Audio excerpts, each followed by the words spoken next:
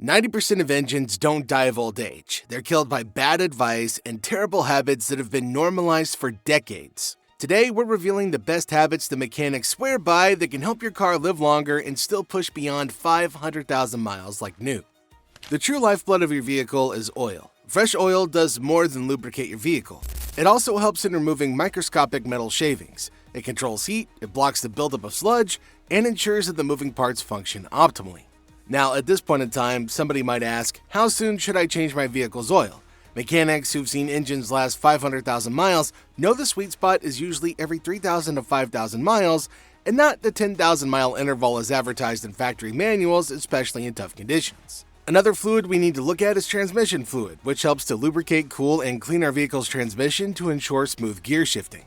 Now, if there's a misleading phrase in the automotive world, it has to be lifetime transmission fluid. Vehicle manufacturers often use this term to mean that the fluid can last for the entirety of the vehicle's warranty period, which is about 100,000 miles. Yet, over time, transmission fluid tends to break down under heat and friction. In the process, it collects metal particles that in turn wear out your gearbox from the inside out. So, what's the solution here? It's pretty simple. Ensure that you change the fluid every 60,000 miles. In fact, that interval might even go as low as 50,000 miles if you use your vehicle to tow. Or if you drive in heavy city traffic, or if you're an adrenaline junkie who pushes your car to its limits.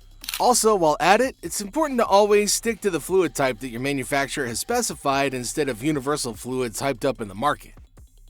Next up, we've got the coolant. Now, as coolant ages, it becomes acidic and starts corroding metal components like the radiator, the water pump, and in some instances, even the cylinder head.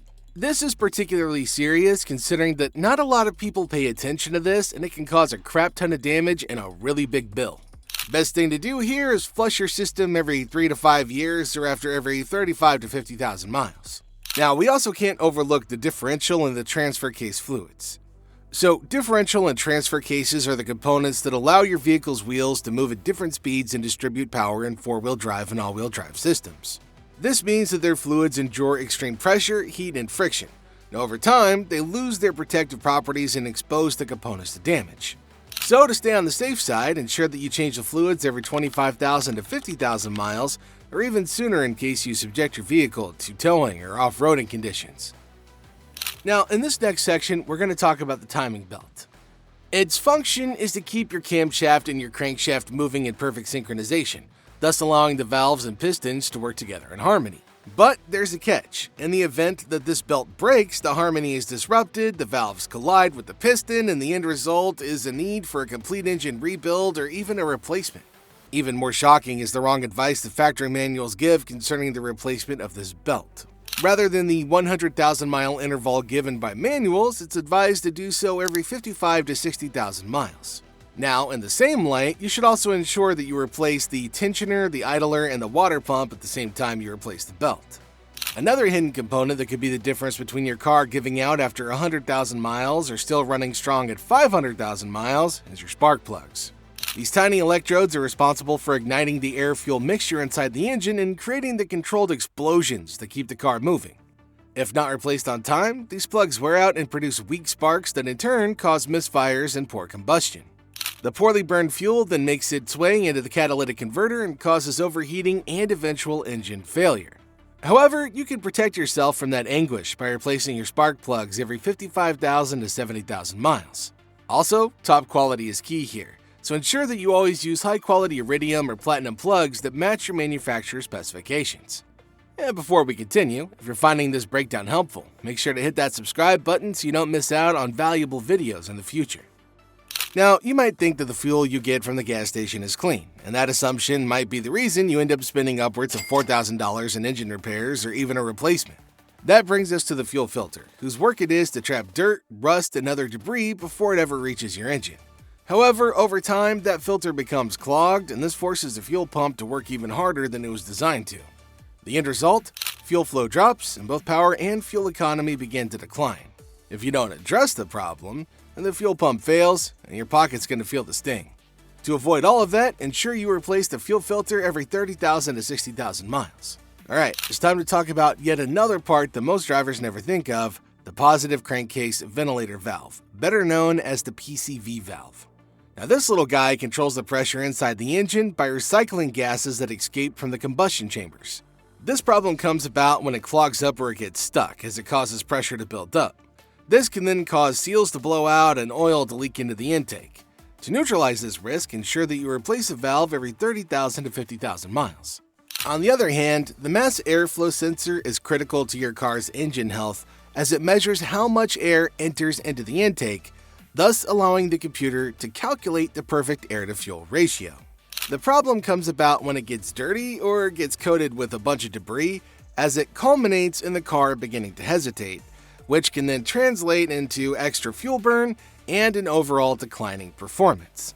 Cleaning that sensor every 12,000 to 15,000 miles will guarantee accurate readings and consistent power delivery, and above all, an optimally performing vehicle.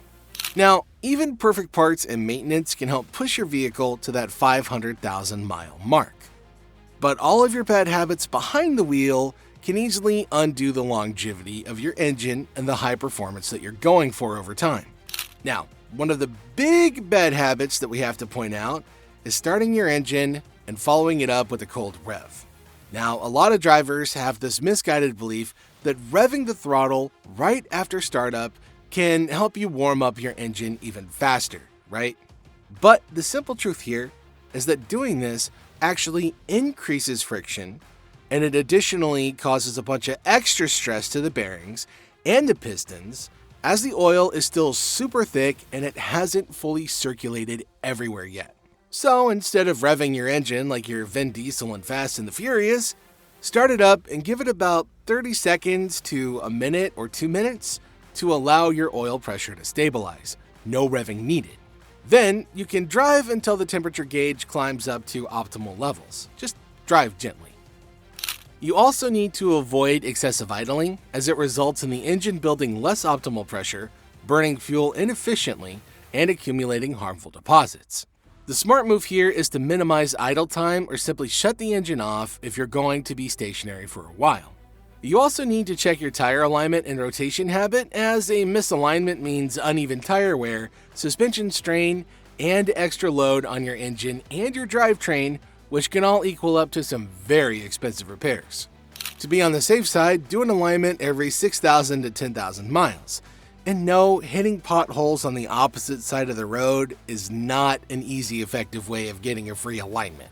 Also, fun pro tip, don't forget to wash your car's undercarriage, especially if you live where there's a lot of salt or sand or mud, or after all that winter driving. Washing your undercarriage regularly does help to reduce the amount of rust and dirt that can damage your suspension links, your brake lines, and your frame rails. Now, if those sound important and expensive to replace, they are.